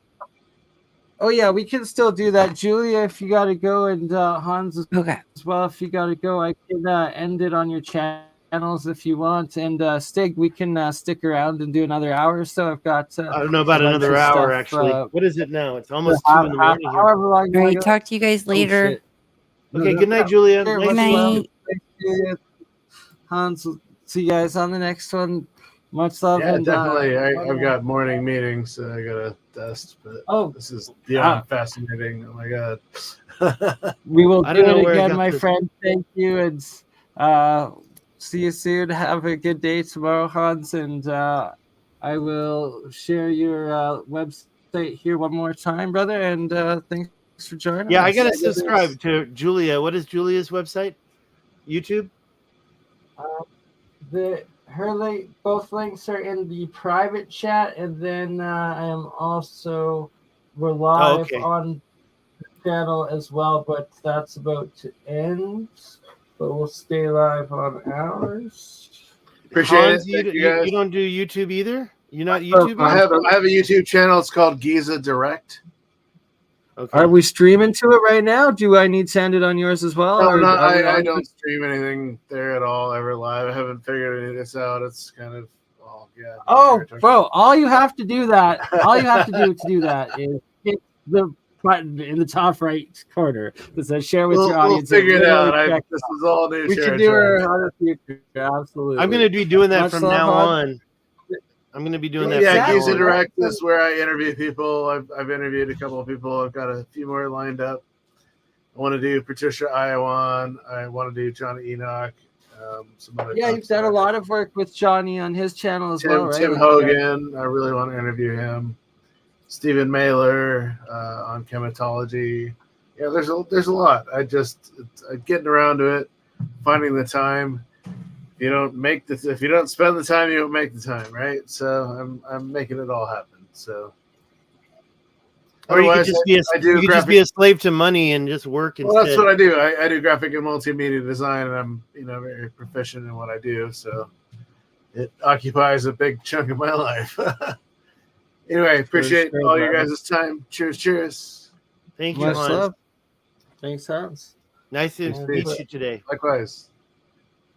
Hans is linked there in the live chat. Just also posted Julia's. Now we're going to end it on Julia's. A big shout out to my little audience here. I got a few chats.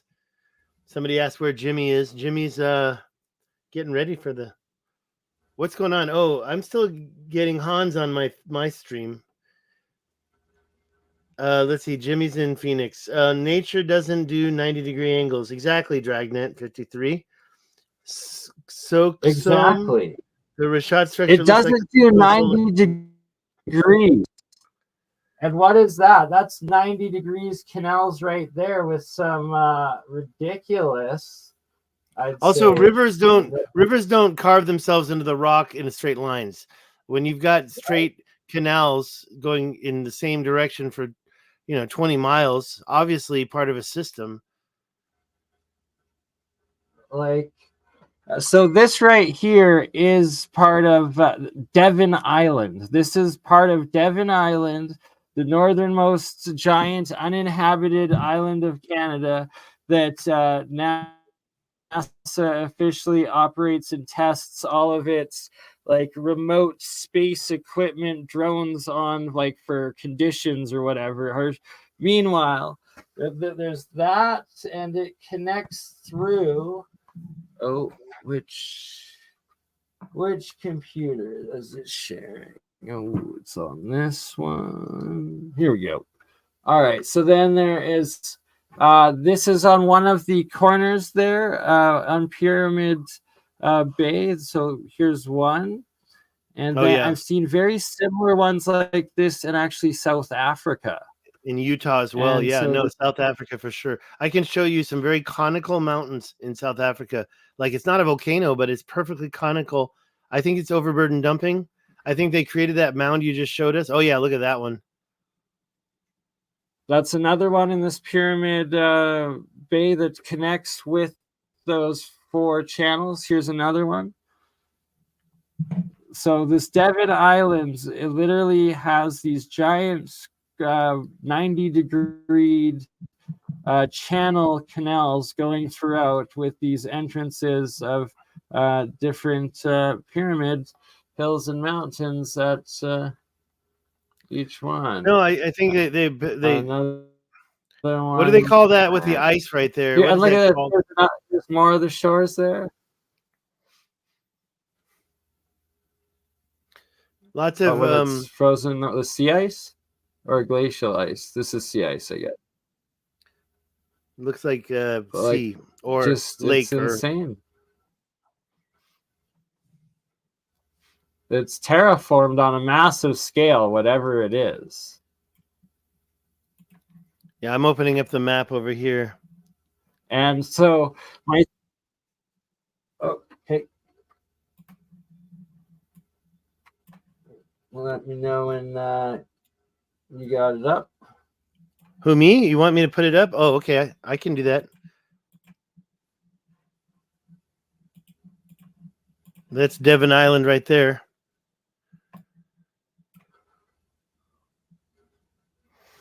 So if you can look up pyramid, I think it's right in the middle of it. Oh, look at that. I'm getting distracted. That looks. This is very interesting over here. This looks very similar. Sorry, that's a different island. Yeah, let's go in. Go in deep. All good though. Let's look at it. Well, this reminds me of what you see in Morocco. These types of lines here, I really have had a thing with these. They look naturally, but they kind of imply there's like this ancient folding of the land, and it's folding, and people say it's getting turned over, and maybe we had a magnetic pole shift and it shook the mountains up.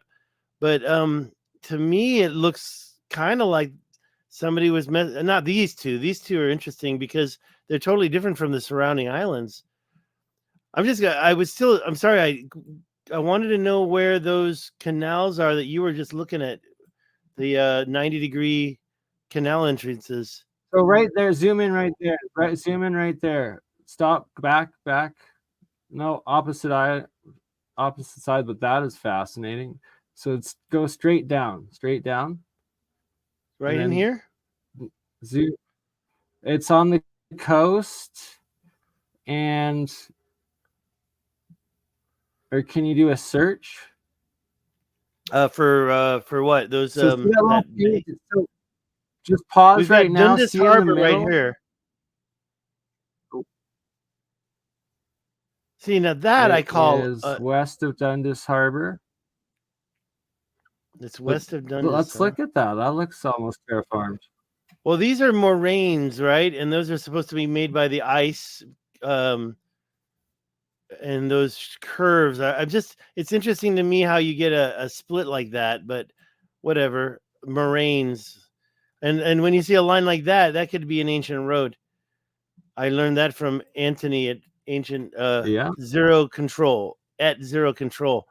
He was looking at, because he's from Canada, so he's always up there looking at the area that I always considered to be under the ice sheet and flattened, and a lot of water events. But then you see these roads that look like they go across Canada. Wow, look at that. Yeah, interesting. What? Yeah, I've never been I don't Google Earth everywhere. This is one of the places that, to be honest, I did find some stuff in Alaska that I thought was interesting, but not a lot of proof whether it was modern day or not. Look at this. What's that? That looks like what is that? Well, this is the stuff that I'm talking about along the Colorado River. See, let me zoom down there real quick and show you something. I'll go back up here. But if you look at like in Utah, starting in Moab in this area, you've got the Canyonlands, you've got the Colorado River coming right through here, right near the 70, right? And there's the right about, where am I? There's Moab. And so there's the Colorado River going down, and where it kind of has the trivergence here. What do they call that, though? The confluence, sorry. The confluence where the Green River runs into it. You look around it and you look at all this stuff. I really feel that this is signs of like super ancient. Like see how there's layers of red on top of white on top of red again? Pardon? Yeah. This is Canyonlands. And just this whole thing that happened here. There's a few of them like this one right here. just the fact. Now, I'll be honest with you. If I didn't have all the other reference, I'd say, yeah, that looks natural. But because I've seen all this other stuff all over the world that's just doing all this crazy stuff, I don't really believe that anymore. And I think that they were doing some kind of a cuts here. You see too long of a straight line, right? The stuff that I failed to show you has 3 sets of parallel lines. So that's one thing going down the Colorado River. But if you follow it, you start to find all sorts of activity going along the Colorado River, and on the edges you kind of see like they tore it all up, like this stuff going on here. Like someone just ripped it all up, threw it in the water, and let the water take care of it. And then, of course, you see these weird mounds everywhere, like sticking up, and you're supposed to think that's natural. I don't know. To a certain point, I do believe it looks natural. Where's Colorado River? But these cuts right here, I don't think so anymore. I think that was some kind of they broke that up to get the material, and they threw it in the water and let the water placer mine it. I can look at my Was This Atlantis page, and you'll see a lot of really good examples of it, because it's kind of hard to just pull them all up, where they just look so much. What's this? This is Lake, yeah, right there, like this kind of stuff, like that. It seems like they're up there. They're it's not really blocks. They're not quarrying blocks out of there over here, but they're doing some type of an operation where they're grabbing the material and pulling it down. And just on a huge grand scale. Yo, look at this one right here. I really feel like that's just like somebody's like had a machine and they just like carved into it. Look at this one, one of my favorites.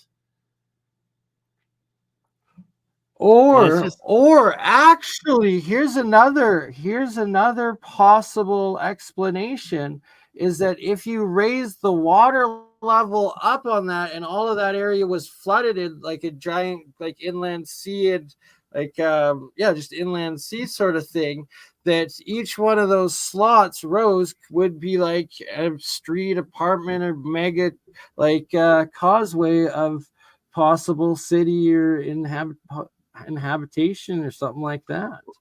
Well, a lot of people say it looks like ancient cities, and I do. I do think there must have been something going on. That's the waterways. But so when you see a perpendicular line, like where the water did it naturally, you can see the river. But when you've got these lines going across, and I think you can see that line. Is it older than the river? I don't think so. But it seems to be going across the river. When you see perpendicular lines go across rivers, and when you see the stuff like I showed you in the Tibesti Mountains, where you've got a straight line and then perpendicular lines coming away from it, it just doesn't really add up in my head. What is this, Lake Powell? We're still up in Utah then, huh? Anyways, I'll go back up. Where do you want me to go next? I'm just saying, you see these are perpendicular lines here. And I just envision that with flooded with more water, and then it being used as for like terracing for agriculture as well as in habitation, and it being green instead of dead and desolate and bare. Well, and this must have been, I don't know if you can say around the world was a desert. Look at those lines. You look at how they're cut. You see 3, 4 parallel. They're not perfectly parallel, but they're in the same direction. And they go across like the river caused that? I don't think so. And then when we get even closer, look at those cuts. Look at all those cuts right there. The top of the plateau is left untouched. Hard stone and stuff. It just it doesn't make sense. There's a lot of stuff that I'll say is natural, but when I see those large cuts going perpendicular, and that's not really perpendicular. I don't want to sound ignorant. So where's the Grand Canyon coming soon as we get closer to it? Yeah, right around here. I don't see it all along here, so I sometimes wonder what made it more valuable spot. Sometimes I can zoom in and I can find some action going on, but most of it, I think, is where I showed you earlier. Yeah, look at that. So why are those colors like that? That looks like something that was dumped on. Oh, look at, and by the way, look at the cutting right next to it. So again, they're all in the same direction. I mean, I would probably, like I say, if I didn't see anything else, I'd probably say, okay, that's natural. Look at this one. It looks like it's natural, but just because you don't see anything else like it at all, like what happened? Did somebody cut the top of that? And you can see that the lower plateau is what they want. This is the top plateau right here. Nobody's touching it. But this lower plateau, then this happens. Like, how is that even possible that this lower plateau, about 4,800 feet, is all carved up and eroded in straight lines, but the plateaus above it, untouched and pristine? I wonder how many people. I got a couple people. Constantine, thank you for your chat there.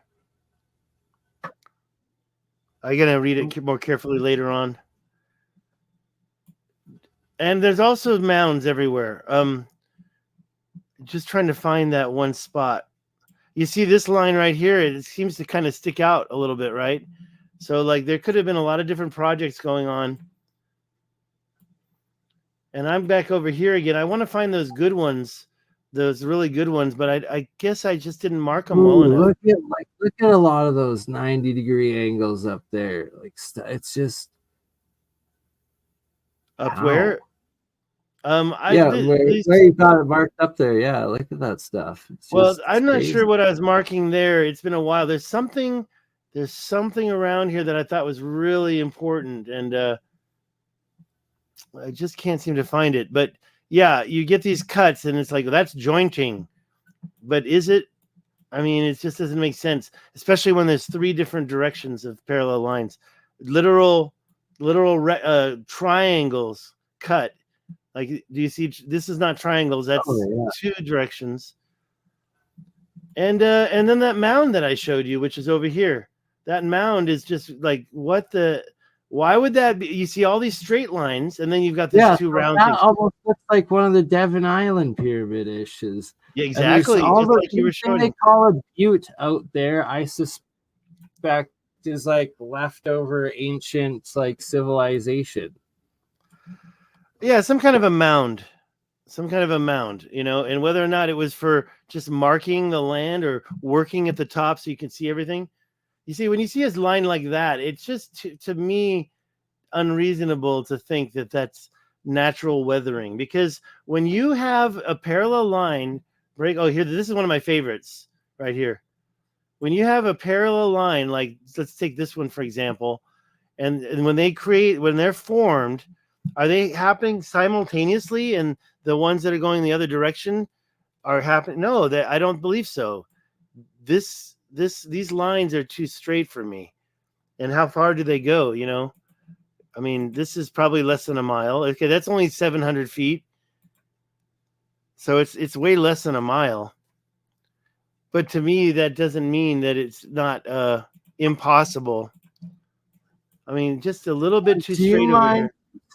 Going back through the canals that you found, like for us to finish it off in the Ricotte structure a bit, and like how like there's undeniable evidence of mass terraforming and canal cutting throughout that region, and like almost all of Africa and the Middle East as well. It's crazy. You were showing me how deep they go through, the ones you actually driven through. I walked down this one right here. I got some video. It's on my channel. But this part has trees growing in it. Now you think you see trees outside, but they're really sparse. But inside of this canal, it's just packed full of trees. And the place I walked was probably up here. There's the road right there. And what I did was I finally found a place, and we walked. See, what I didn't realize, it does eventually cross, but I finally found it like right about here, and we just parked, and I walked over here and literally got in here. And to me, when I got in there, I was hoping to see machined sides, but it's just not that smooth. It's piles of rocks. I'm not prepped to go in there and get the photos, but let's just say that when you go along this thing, and you're looking at the sides, they're just too big of boulders to really see. But what I do think I do see is a bottom. Like, it's full of sand, right? And there are trees growing there. But I do believe that sometimes there's a bottom exposed, and you can see like sometimes, like, look at that right there. Like, how come those rocks would be like that? Because they were pulled out of that canal. That has to be former foundations. I see like potential past cities and civilization. Yeah. And potential also the rocks maybe were cooked by like straight nuclear blast or like plasma blast from like the sun, or I think it was terraformed, and then they see, look at this line right here. You see this line right here? That is like a little side canal that's not very. But wait, why is there another one that matches it right next to it, right there? They're perfectly parallel cuts. I don't think that could be called a canal.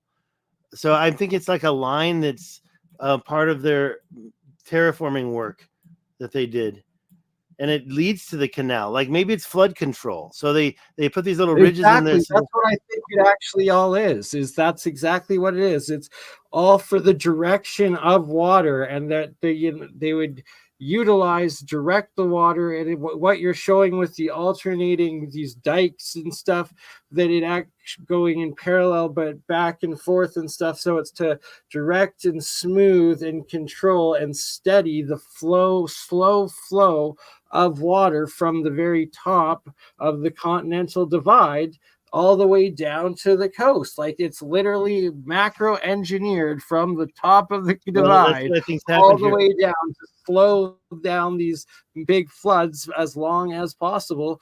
And that they used to utilize this water in just fantastical, exponential, better ways, and that it's all been intelligently designed. Well, and think about if the ancient Kamman Reset River was serving water. There's the Kamman Reset right there. There's the Rashat. It's all upside down. But if the ancient Kamman Reset was actually serving this whole area with water, like the Nile was serving water, this could have been full. It could have been actually just barely engineered and balanced, that any impact, like the Tenamore crater, right? The Tenamore crater was hit right here. This Tenamore crater, which is right here, that could have been one of the impacts that triggered it. This thing is about the right age. It said something between 9,000 to 13,000 years old, or 17,000. Maybe it said 20, but it's like perfect age to be one of the things that could have triggered floods. And the Maghreb Sea, the ocean, was right up here. This is the Kamman Reset Mountains right near. I showed you this earlier. I showed you the quarry fields. The Kamman Reset Mountains are right here. The Maghreb Sea was probably about here. And they had it all balanced. And the minute that cataclysm happened, I think impacts. But yeah, going down those two canals, you mentioned the quarrying. This little darker patch on top, I call this Rudolph the Red-Nosed Reindeer. And I guess Graham Hancock as well as Randall Carlson have shown a lot of evidence of this Younger Dryas impact event of like catastrophic, several like giant comets or asteroids hitting the ice caps in the oceans essentially. And I get that would also create absolutely insane tsunamis and wipe out the past civilization. Yeah, and did you take a look at the Carolina Bay survey? You know about the Carolina Bays? No, can you? Let me show you. But basically, they're all like, please do show this. Yeah, it's going to take me a love second. I've been. Well, you know what you can do is look it up on the internet and look up Carolina Bay. Let me do it from scratch, so anybody can do it. Carolina Bay survey, right here. Let's try that, and you get to this website. That's it. That's a picture of the Carolina Bays. They're all elliptical. Survey database in Excel visualization. I think it's this one. Download. I think we want that, and it'll open up. Let's do something else. What's going on here? Download? What did I do? It didn't seem to work out. But okay, so let's take a look at the pictures they've got on here. They come up to about here. That's Clovis right there. So now we know what happened to Clovis. When you get to the darker ones, it's really, I mean, you get in there and you can see the bays. Look at how many they are in small areas. Apparently there's millions of them. They're all elliptical, and they point.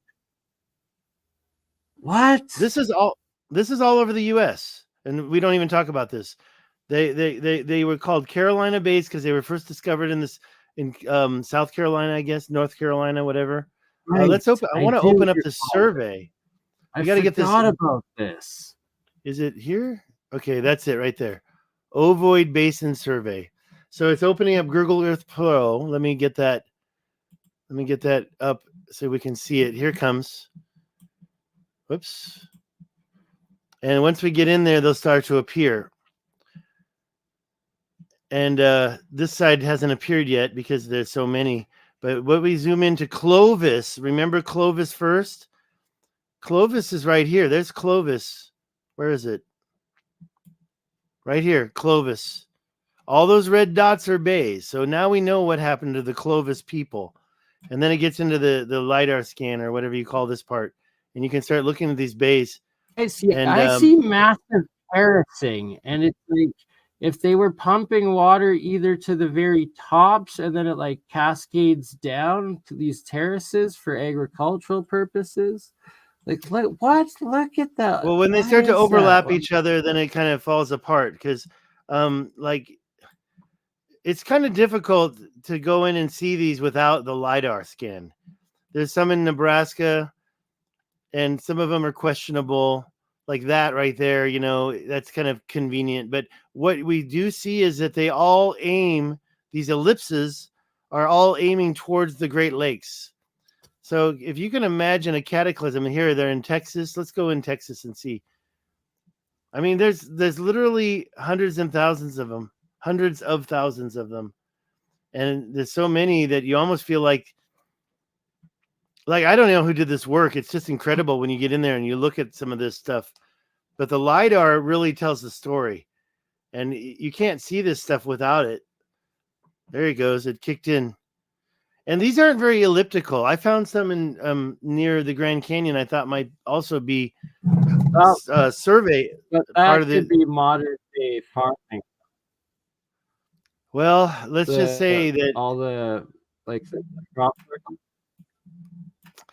I mean, I do think that there was some major stuff going on in our farmlands as well. The terracing that you see, and look at that. You can see how the Carolina Bay stopped. The water event happened after the Carolina Bay event happened. So when you say farming, how come we don't have any down here? We have it up here on top of this plateau, but we don't have them down here because some other water event cleaned that out.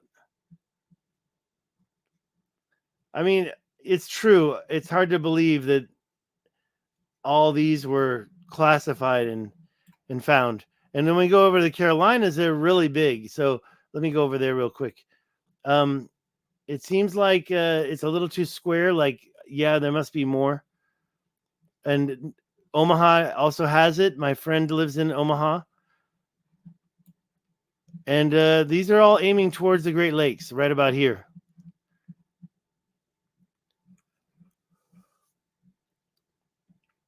So to me, I think this is a major smoking gun. And it is true that some of these are small, but when you get into the Carolina, North and South Carolina, you see a lot that are overlapping. So it's like the event happened like almost at the same time, one after the other. I mean, maybe these, and by the way, they're not direct impacts, right? So they're trying to say that these are ejecta from a larger impact, ice ejecta. So they automatically filled with kind of water and mud, and they're very shallow. They're not deep like craters would be deep, but this is more like ejecta. So it's more likely bomb blasts, like giant. It looks like it's bombed out remains of former civilizations, because you see all these 90-degree angle, what looks like foundations or like basements of original like structure, and then in the center of them all of these giant freaking circular craters, bomb blasts potentially. Yeah, it could have been something like that. I think water must have been involved, like the ejecta was ice, like from the ice sheet or something. But honestly, I mean, we know what happened to Clovis. Sorry, not COVID. The ovoid basin. And by the way, this gets updated, so make sure you have the 2023, or a bunch of them will be missing. Yeah, I'm gonna shut this down, but there's one slide that I have that kind of shows. Let me see if I can find that real quick. And I think I have it ready to go. Could be wrong. It just kind of shows the directions of all these lines. Here's the ones I found in New Mexico, and I thought these craters were also the same type of thing. But I talked to Antonio Zamora. He's like the guy, and he says that's not. It's too far away, he says. I'll just go ahead and believe him. I can't find that one. It's basically pointing all the way towards the Great Lakes. Here's that one that I couldn't find. Here, these geometric quarrying lines. So I showed you the one in Tassil Niger, but these lines on the left, I was going to find them for you, and I just missed them. But yeah, and they go on for a few miles. Let me see if I can find that one. I definitely need a better classification system, and maybe I am getting a little tired. So back to the Rashad. We're 2.5. We can finish it up in 3, or if you want. 3. No, I think I'd probably want to get out of here pretty soon. I think I'm drifting off. We can wrap it up. We're good. What time are you? Is it 2:11? It's 3 a.m. or 3:11 here where I'm at right now. I was saying we're at 2.5 hours in right now. I see. One more half hour. Gotcha. Yeah, we could tie it up pretty quick if you want. I think that's a good time. And maybe another 5-10 minutes. How's that for a deal? Yeah, absolutely. No worries, my friend. This is the Squatting Man event. Maybe that's what created the Rashad structure. It certainly is round enough. Have you seen this before? Absolutely. You talk about giants, and I found you should check out this documentary called The Primordial Code Documentary. The guy had giant's teeth in his bedroom. Amazing. There's just so many actual accounts of this. It's ridiculous. Oh, and you mentioned Michael Tellinger's stone circles. I can show you stone circles up near the Rashad structure. There's this area here called. Let me get rid of this. I think I lost my globe. Let's kill that. What's wrong? Get rid of it. There we go. Where's my globe? I lost it. I guess I closed it down. I was just going to show you this area near the Rashad called Tijit, and it's got a bunch of those same stone things. So, by the way, that's the other canal that's parallel. So this is one of the first things that I discovered was this line and this line. And I said, wow, those certainly are parallel. But since then, I found so many canals and stuff. But when you get down here, it seems like there's another shoreline down here. And you can see some of these lines. Look at this one right here. When we get in here, you can see that line cutting right through. Why? I don't know why, but it starts over here. There's something going on down there, and then it comes back up here. All to direct the flow of water from like the center out, and that these once were like lusher, livable areas, but engineered that way and utilized. And it wasn't that long ago that it was just like the map claimed to show. Like, I think maybe it's an ancient plateau that had a canal. They all got covered with dirt. Why would it be exactly the same on the other side of that?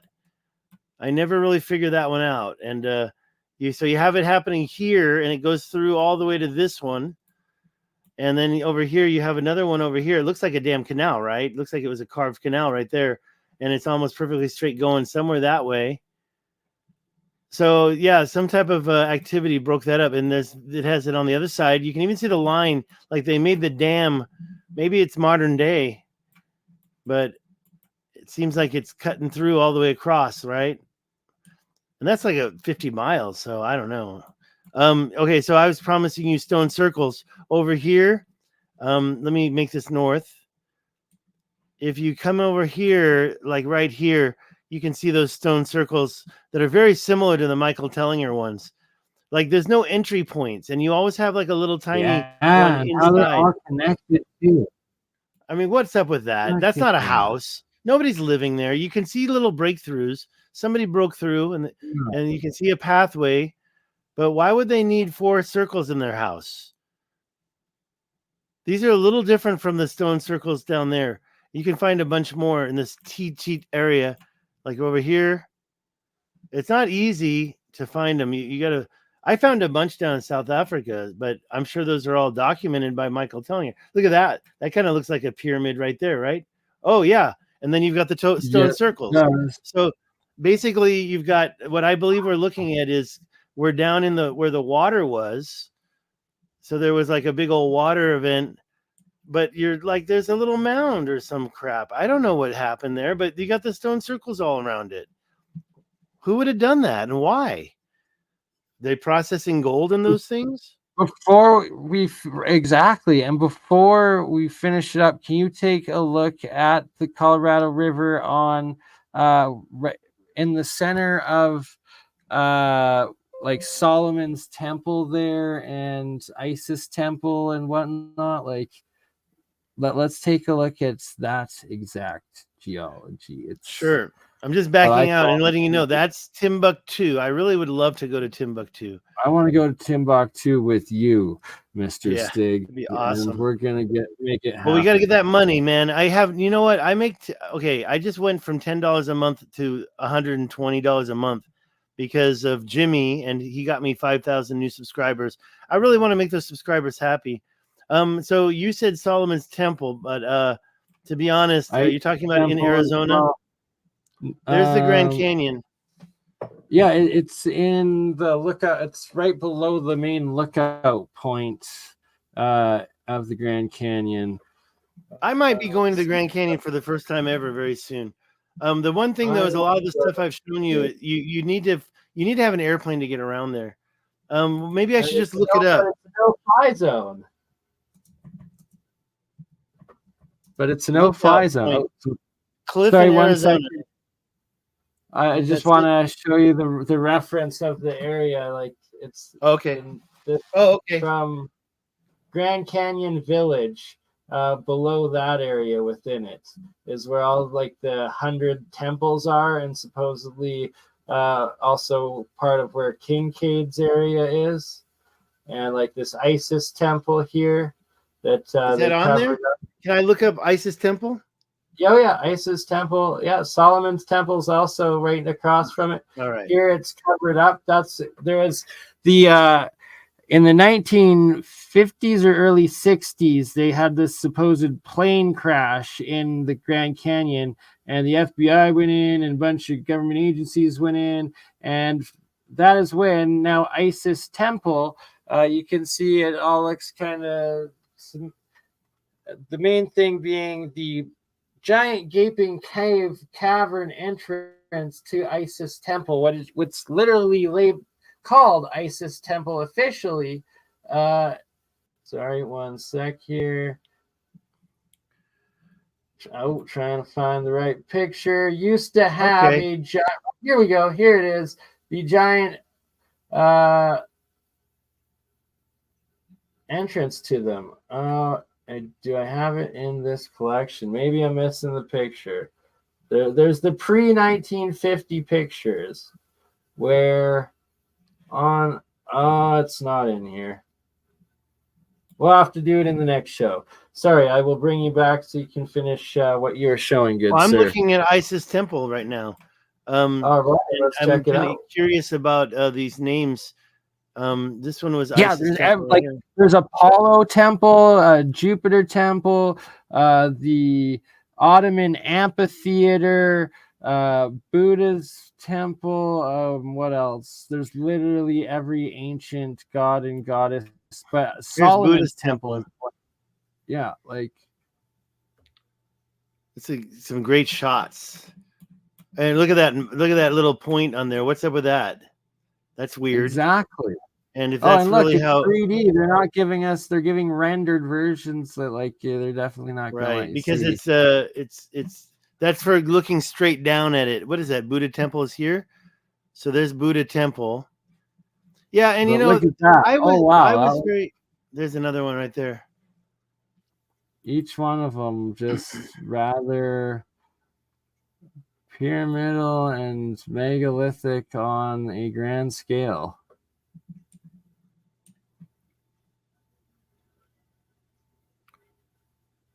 Yeah. Solomon's temple as well in there. Sign? What is this? Ribbon Falls sign. It's just a sign? Oh, it's a falls. Okay. But where's the sign? Nice. Yeah, and I don't really have the guts to go out there and just camp. But, I need my electricity. I need my internet connection. I was thinking about getting that Starlink. So that's okay. So here's that big line that's in that map you just showed. That's an interesting one. It's kind of straight, but it goes directly, not exactly directly north. Maybe not north. But by the way, one thing that I didn't make clear about the little thing where is it? Where am I? This thing right here.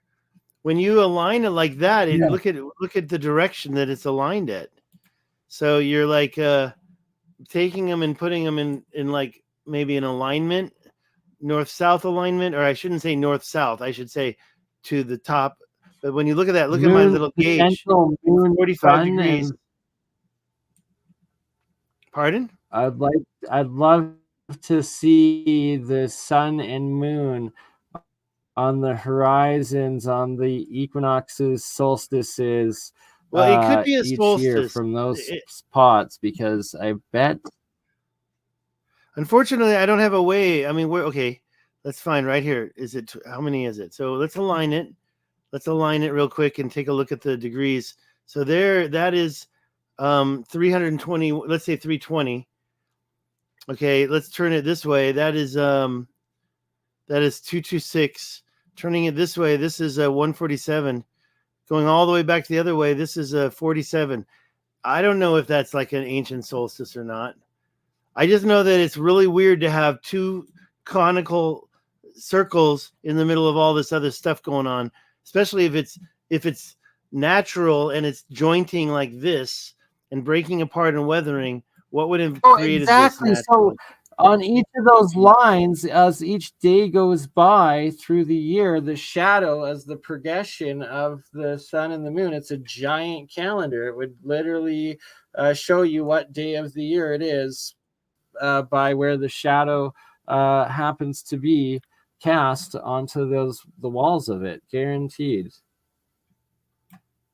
Yeah, but this is a big structure. I mean, that right there, can a man even climb up that? I think first of all, who can get there? Because you might need to hike for days or to even take a helicopter to get there. Exactly. But take a look at this angle right here. So I'm going to put it right here like this. Make sure it's 2D. Okay, there. Now look at my compass down there. Look at the shape.